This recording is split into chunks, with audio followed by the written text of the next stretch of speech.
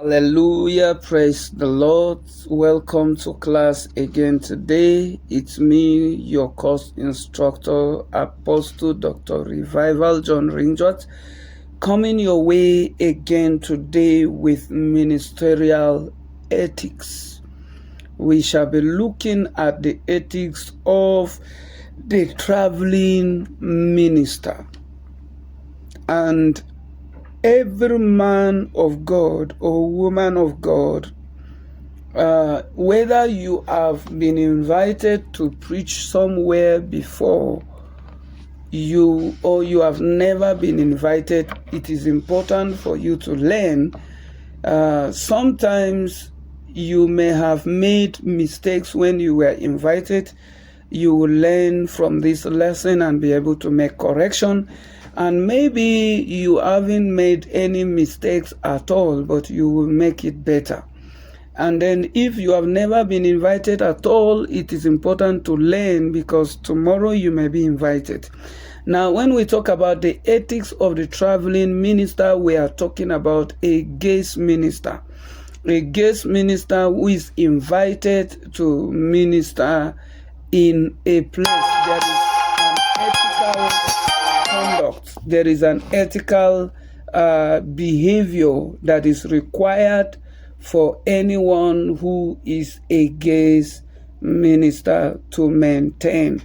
As a host minister, that is you who invite the traveling minister or the guest, you must accord a proper treatment to the visiting minister. And when you are the traveling minister, you must conduct yourself also in an ethical fashion. Be cautious of the fact that you are God's ambassador. And as a visiting minister, your ethical life as a visiting minister, your ethical or non-ethical behavior can affect the life of the congregation which you are ministering to, and can affect your relationship also with your host. You must work closely with your host or resident pastor. Do not be surprised if the host is inexperienced in relating with you or handling visiting ministers. He may not have the experience of being a traveling minister himself. So there is a need to maintain, therefore, some ethical standard when occupying the position of a traveling minister. Show respect to the minister that invited you. Show respect to the church to which you have been invited. When you are called to speak, find something nice to say about the host, the church, and the members of the church generally. Find something good, a comment to make. The least you could do is to praise them for all their effort. Do not say things that makes the host church to look inferior. For example, do not say our youth choir is larger than the entire church. Don't say that. Do not call the host pastor to pray for him unless the relationship or the spiritual order so dictates, if you are the father of the person in ministry. Otherwise, you don't lay hand on any minister of God whom you are not relating to him as a father and son. He may have a smaller church than you, but he may see you as a father or someone who has the spiritual authority to lay hands on him. Then that is fine. It's most especially I'd advise, except if the person requests laying of hands. Do not invite yourself to minister in other people's church.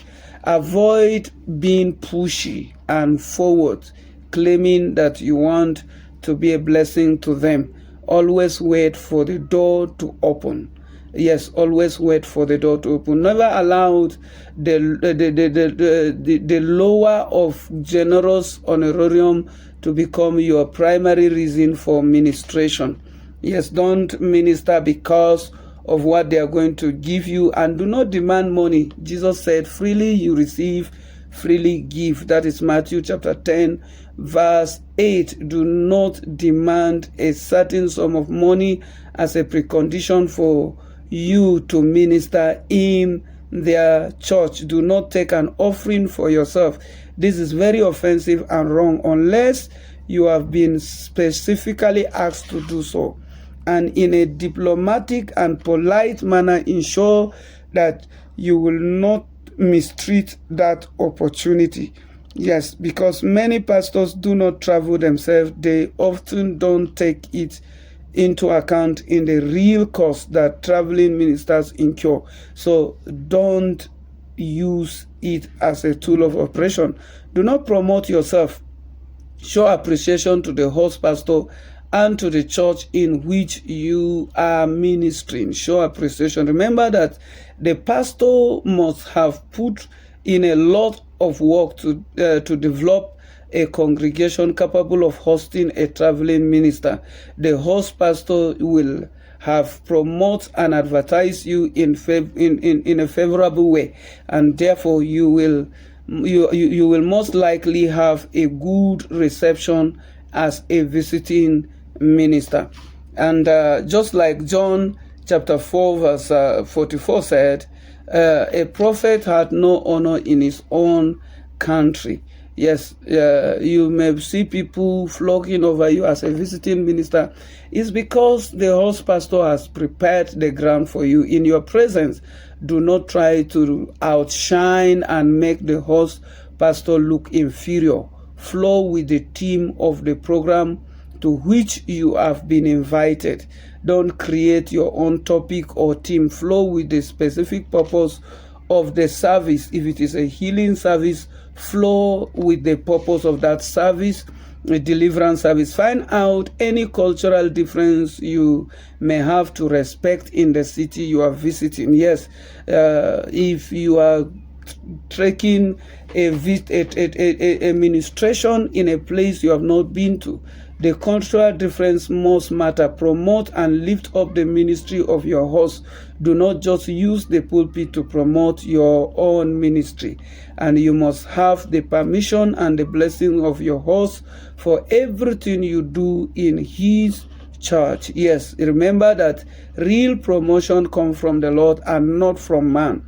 And for promotion cometh from the Lord. That is what Psalm 75 verse 6 said. Let your host clarify exactly what he expects of you in the service. Yes, it is unethical to misuse the exposure given to you by the invitation to have an hidden agenda of starting a church or ministry nearby with some of your host pastor members in a tantamount. It's tantamount to rivalry. And whosoever reward evil with good, the scripture said, is evil will not depart from his house. So what you sow, you also reap. And at the end of the program, as a host minister, or as a guest minister, the church you are visiting should be edified and encouraged, and they must not feel despised and condemned. Your ministry should result in the church being lifted and motivated. You can judge your ethical performance in a very simple way. If the host pastor invites you back, then you know that yes, your performance in the first invitation was okay, and you must plan to give a corresponding invitation to the one who invites you. Do not think you are the only one who has something to offer. I pray that God will give you a better understanding of today's lecture, and I will want to see your comment in the comment section of what you have learned from the lecture today. Tell me what you have learned, and that is your discussion assignment for today. The Lord bless you in Jesus' name.